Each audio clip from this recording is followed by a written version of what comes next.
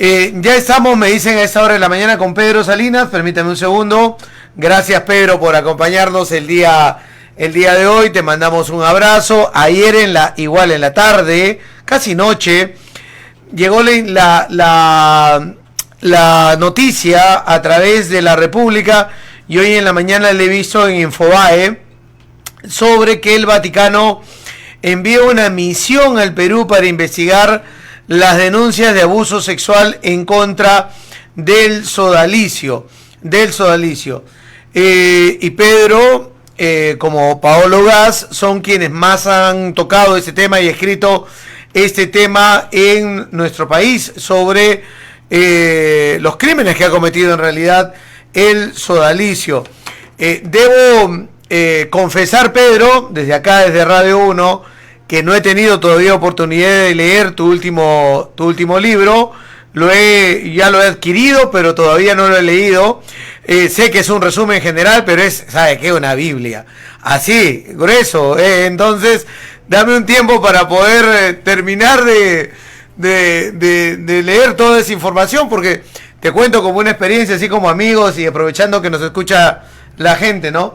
Que antes de tener tu libro en mi velador, estuve leyendo el de Godoy, el de los herederos de Fujimori, que es otro así también. Entonces he pasado un ratito a leer algo más ligero para luego volver a meterme en los temas, porque la verdad es que lo que cuenta, Godoy en el tema no político de lo de los Fujimori, y lo que cuentas tú en tus libros, son temas que necesitas una concentración, y a mí que me interesa mucho ese tema, te producen ciertos efectos y desgaste. El tema Caradima, por ejemplo, que lo leímos en el libro publicado en Chile. Leí también el libro Siervas, que lo conseguí en Arica, que tú lo recomendaste porque hiciste una entrevista en tu canal de YouTube. Fui a Arica y lo adquirí ahí. Y por internet me conseguí también el de Verástegui, creo que es la autora, la periodista también, sobre las atrocidades de el Marcial Maciel en México. Entonces, y son fuertes en verdad esas historias. Son fuertes estas historias, ¿no? Golpean, te dejan, no lo pondría en nombre de secuela, pero te dejan la reflexión, el pensamiento, un tiempo meditando qué ha pasado en nuestra sociedad, ¿no? Y cómo la iglesia se convirtió en lo que hoy mucha gente tiene esta opinión de que hay grupos dentro de la iglesia que no solamente han estado metidos en crímenes, la pedofilia, sino que incluso lo peor, que es para mí, que han sido protegidos por las cúpulas mayores. Ahora, en este caso te pregunto, y empezamos así, Pedro, agradeciéndote los minutos que nos das aquí en Radio 1, ¿cómo tomas la noticia anunciada por el Vaticano? Ante todo, muy buenos días, Fernando, a ti, a tu audiencia. Mira, estoy contento. En estos 12 años, digamos, de historia que hemos tenido Paolo Gas y yo, creo que este es el momento más importante en la investigación. Todos los ensayos previos por parte de la Iglesia Católica respecto del caso sodalicio fueron tibios, mediocres, indolentes, les importó un pepino. Desde la participación del Tribunal Eclesiástico, que presidía un sacerdote de la familia espiritual del Opus Dei, y que dependía del arzobispo Juan Luis Cipriani, el arzobispo de Lima de ese entonces. La participación del obispo de Chota, Pablo Ursay, que no hizo nada, no investigó nada. Sin embargo, su informe, en el que no investigó nada, fue considerado luego para la sanción contra Figari, que no fue una sanción, ¿no? Fue para un premio. Luego intervino, después del visitador de Cajamarca, vino un colombiano de apellido Londoño a comisariar la institución. El comisario tenía poder absoluto y control, era como por encima del superior se había puesto a un comisario para investigar, también entre comillas, al sodalicio y no pasó absolutamente nada. Al contrario, este obispo colombiano revictimizó a mucha gente. En el libro que está en tu mesa de noche, mi querido Fernando, se cuenta toda la historia. Ojo, no es un resumen, ¿eh? Es una crónica personal que coctelea la crónica con la investigación y el ensayo, y hay revelaciones novedosas que no están en mitad monjes, mitad soldados.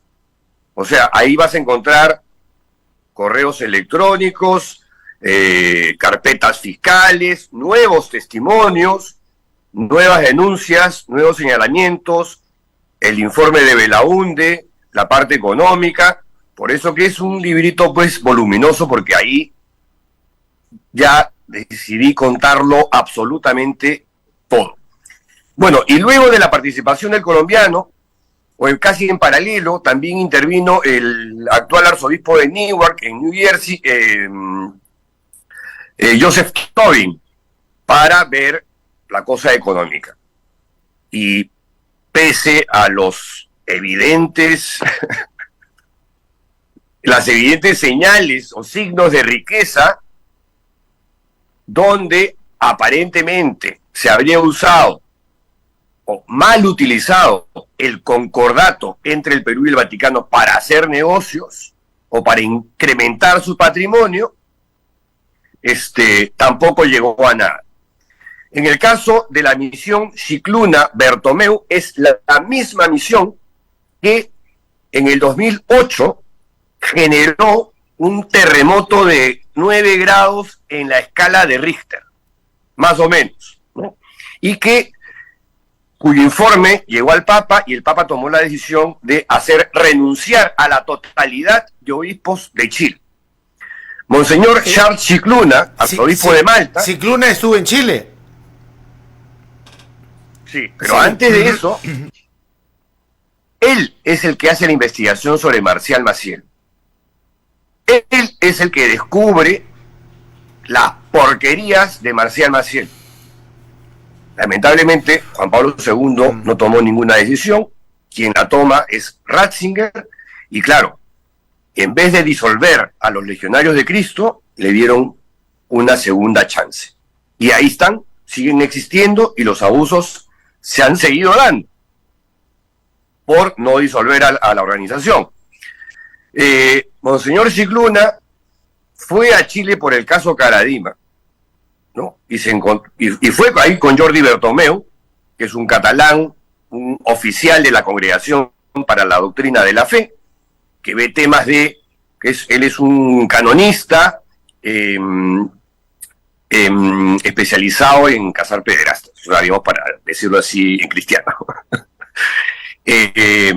A quien yo conocí en el año 2019, cuando fui al Vaticano para observar de cerca la cumbre antipederastia, donde ahí también conocí a Monseñor Scicluna, quien me invitó a una reunión previa a la cumbre con un grupo de víctimas de diversas partes del planeta.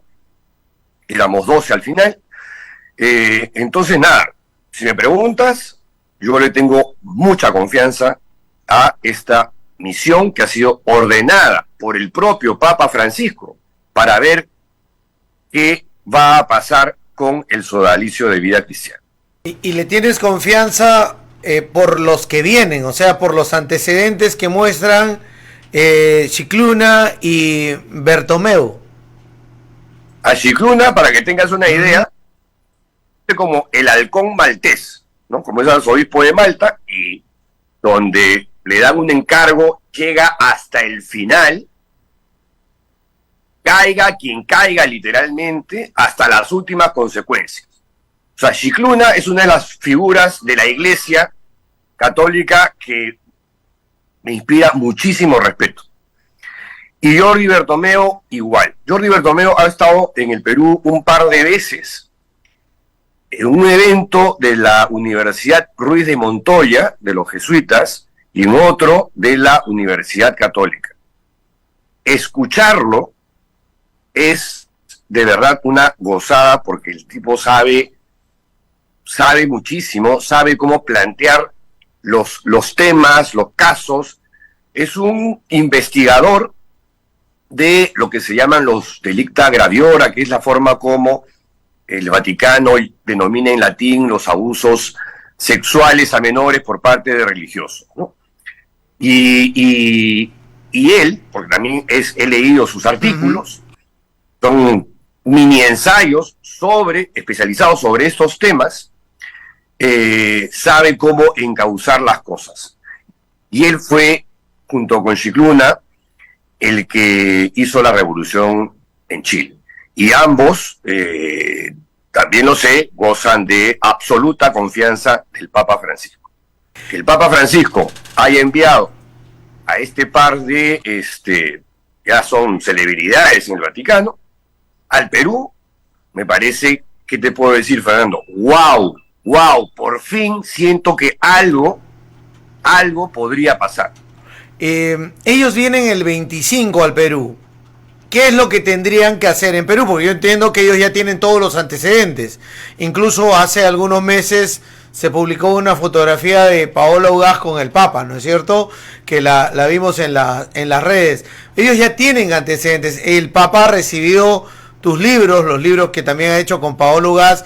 Entiendo que los ha derivado a las áreas correspondientes. Ellos ya saben. Pero ¿a qué vienen a Perú? La investigación no es que la vayan a iniciar. Vienen a confirmar, vienen a entrevistar, vienen a qué a desarrollar acá en nuestro país. A ver, te cuento un poco la forma como la que trabajaron en Chile, ¿no? En Chile llegaron, se instalaron y al día siguiente armaron agendas de sol a sol, literalmente. Incluso hay una anécdota, cuando Monseñor Scicluna había citado a James Hamilton. Jimmy Hamilton es uno de los tres paladines principales de la lucha antipederastia clerical en Chile, junto con Juan Carlos Cruz y José Murillo. Cuando estaba entrevistando Scicluna a Hamilton, que es médico cirujano, le comenzó un dolor al costado y Hamilton lo conminó a llevarlo al hospital más cercano porque dijo, esto es apéndice, y efectivamente podía ser una peritonitis. Y estando en Chile en media visita, Scicluna tuvo que irse, se operó y después, inmediatamente recuperado, continuó. O sea... No paralizó, siguió. No, siguió. Y se reunieron con muchísima gente. Y luego regresaron al Vaticano, elaboraron un informe, se lo alcanzaron al Papa, y el Papa tomó decisiones drásticas. Porque, ojo, los obispos dependen de dicasterios, el sodalicio depende de otro dicasterio, ¿no? Tienes el dicasterio para el clero, para los obispos, para los institutos de vida consagrada y sociedades de vida apostólica. Cuando interviene la congregación de la doctrina de la fe, del ex Santo Oficio, agárrate, Catalina, porque interviene por orden directa del Papa y para que llegues a un resultado claro. Entonces, yo calculo que ese esquema podría reproducirse en el caso peruano. Y a propósito de tu mención a el encuentro de Pao con el Papa, voy a cometer una infidencia, pero digamos,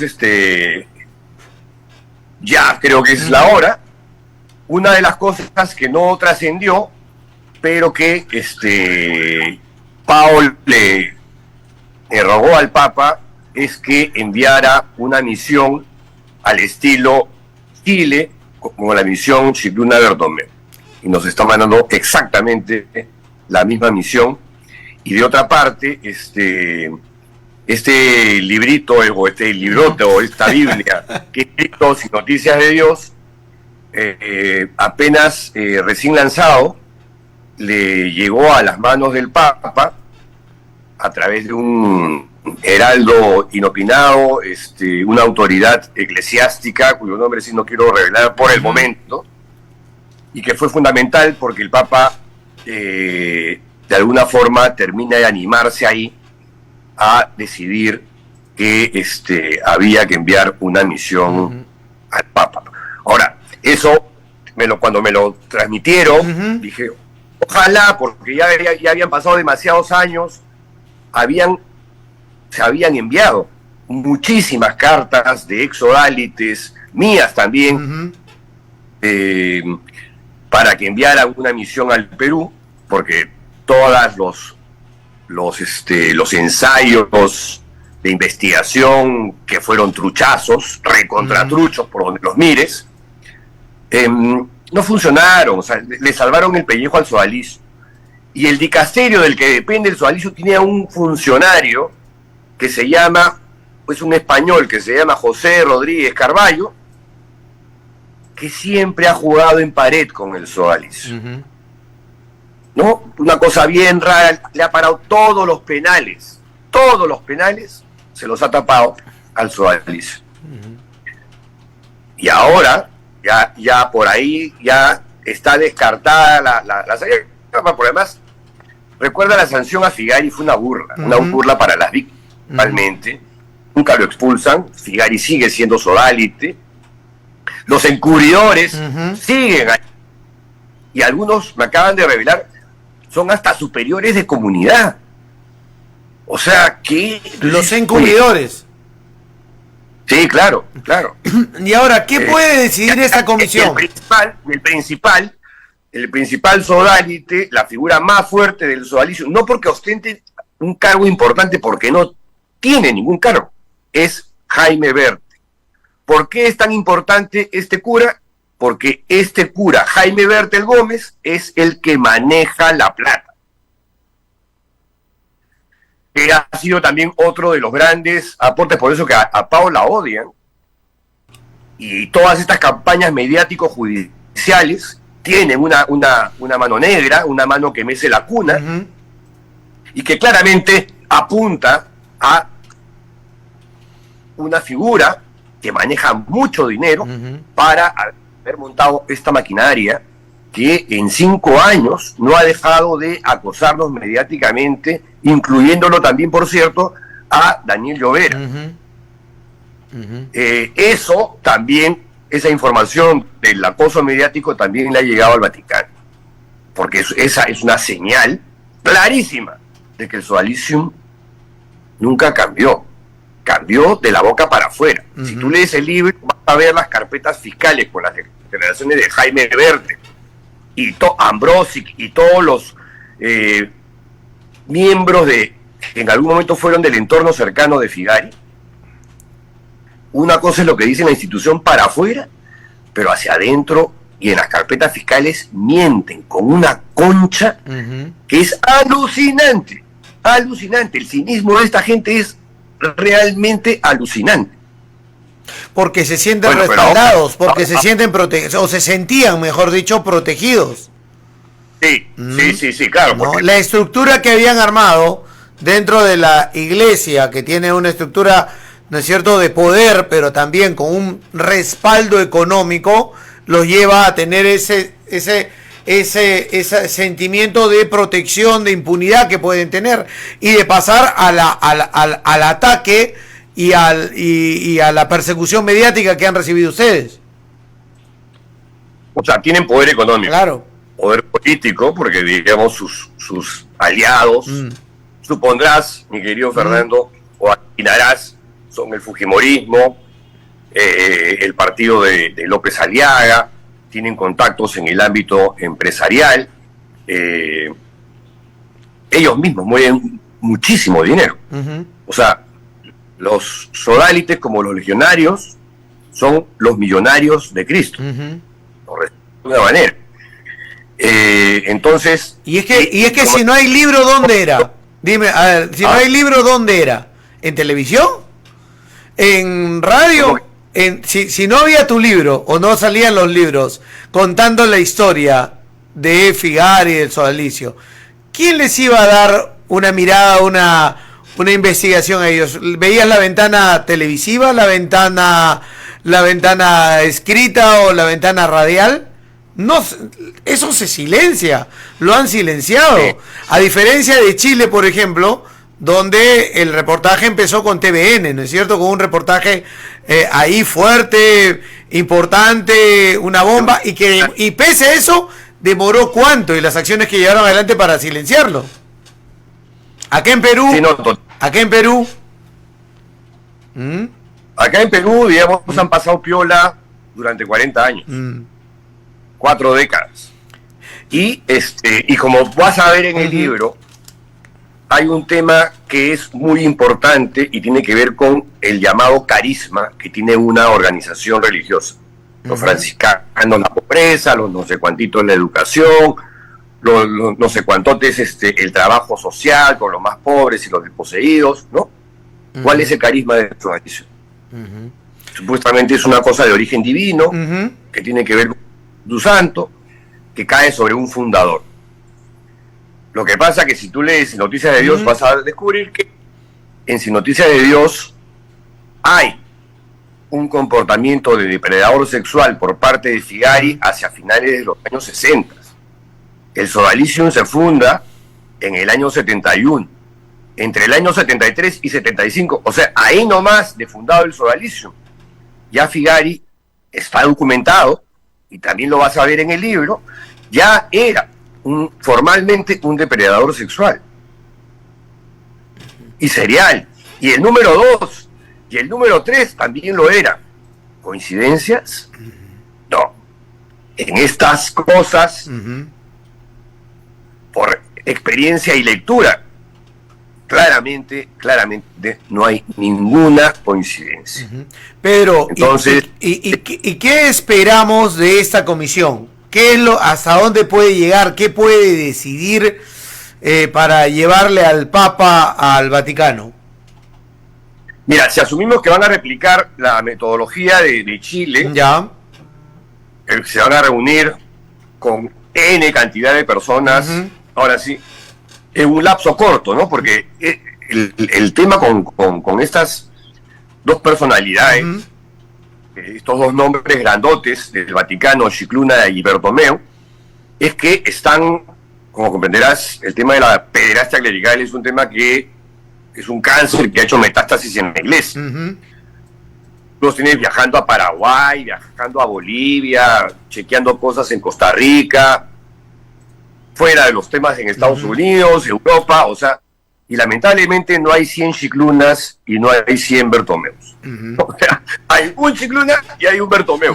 Cuando se juntan, juntos son dinamita, pero y tenemos el privilegio en el Perú de tener a estas dos personas que estoy seguro van a poner lo mejor de su parte y nada, yo espero que el resultado termine siendo, por orden del Papa, después de que ellos se informen, el cierre de esta organización. Ya. Eso lleva a que el sodalicio haya estado transfiriendo propiedades y recursos. No sé si han estado haciendo eso. Además, cuentas en paraísos fiscales y en otros lados. Bueno, de hecho, parte de la investigación de Paolo Ugaz, que terminó en la Fiscalía de Crimen Organizado, y ahora la quieren derivar a lavado de activos, determina que por lo menos hay 2 offshores que dependen de una u otra forma, con nombre propio o a través de prestanombres o testaferros de Jaime Bert, ¿no? Una en Denver y la otra en Panamá. Bueno, para mayor precisión, esa información está en el libro Sin Noticias de Dios. Pero mira, no sé en qué movidas están ellos ahora, pero sí deben estar por primera vez en estos 12 años de investigación con Paolo Ugaz sobre este caso que nos ha consumido buena parte de nuestra vida. Yo empecé con el pelo negro y mira cómo estoy ahora. Por primera vez siento que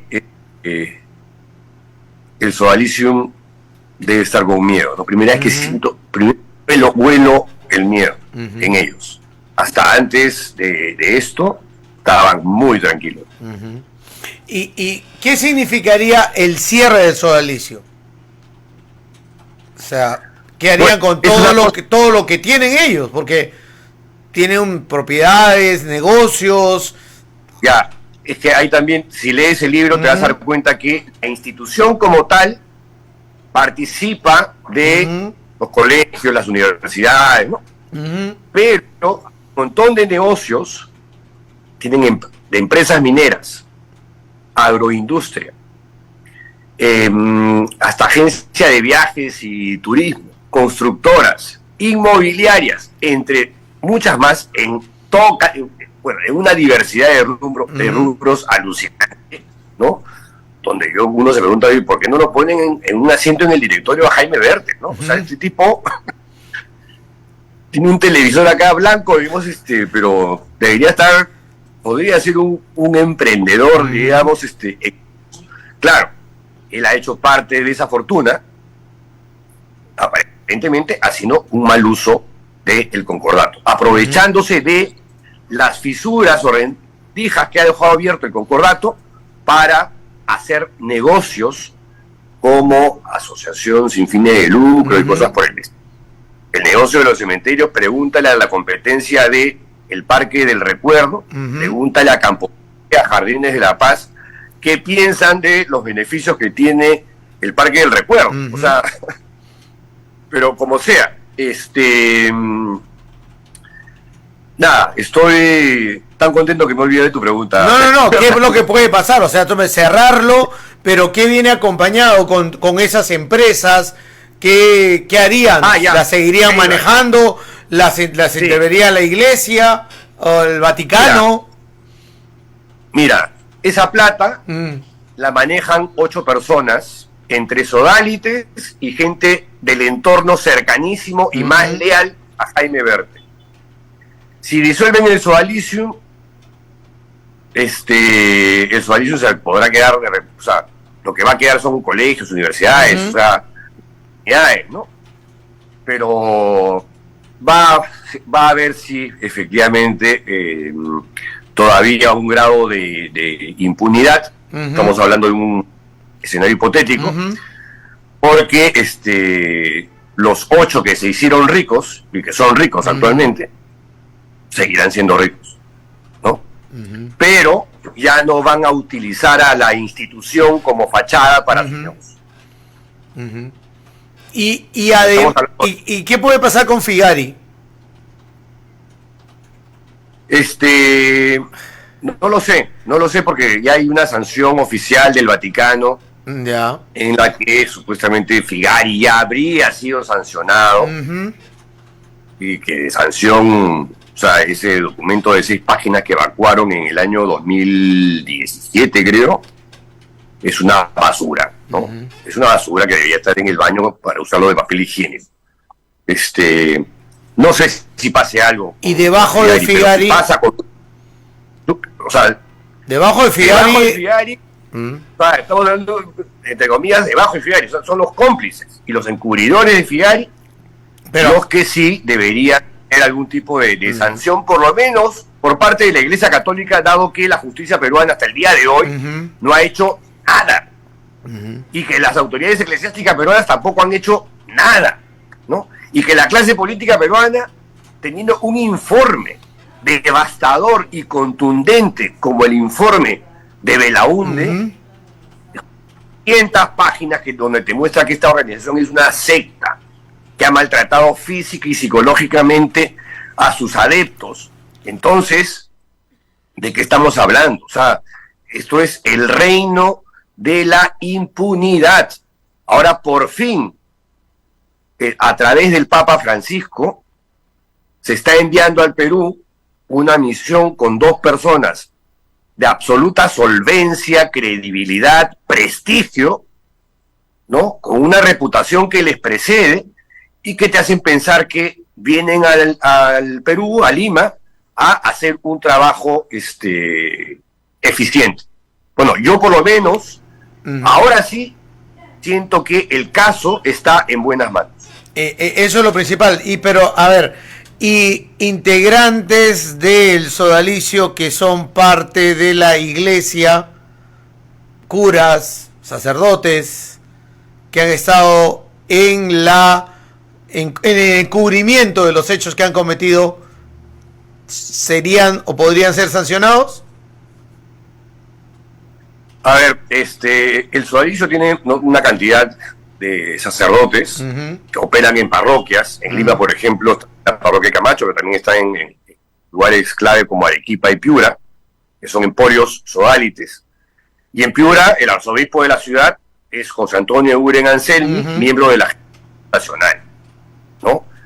Si Eguren es comprendido también en el proceso, yo presumo que, y el informe llega a ser drástico, mi teoría es que a Eguren lo van a remover de Piura, ¿no? Había otro obispo, Kai Schmalhausen, que él sí se fue del sodalicio, renunció después de los escándalos. Ahora es obispo emérito y trabaja en una parroquia modesta en el Callao. Es más, en Crux, que es uno de los portales sobre información católica, con corresponsales en el Vaticano, dio una entrevista que también está en el libro Sin Noticias de Dios, donde escuchas el relato descarnado de esta persona que se siente arrepentida de haber vivido en un engaño, en una farsa, y como que recién toma conciencia de la cultura de abuso que se había entronizado durante 40 décadas, durante 4 décadas, 40 años, cuando a Kai Schmalhausen, que yo lo conozco desde que los dos estábamos en edad escolar, lo secuestraron mentalmente, ¿no?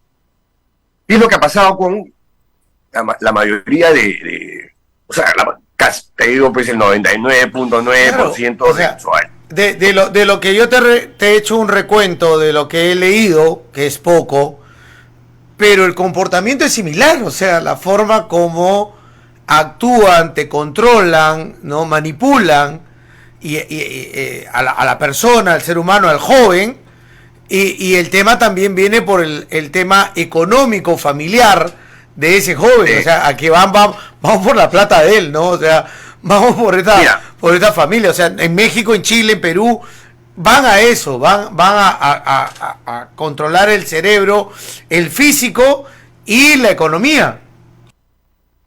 Mira, para que tengas una idea qué tan importante es el dinero y la codicia para ellos, y es que, a ver, cuando se destapó el tema de los abusos sexuales a menores dentro de la institución, en realidad era una consecuencia de la cultura de abuso de poder, de la manipulación psicológica y del formateo mental y lavado cerebral.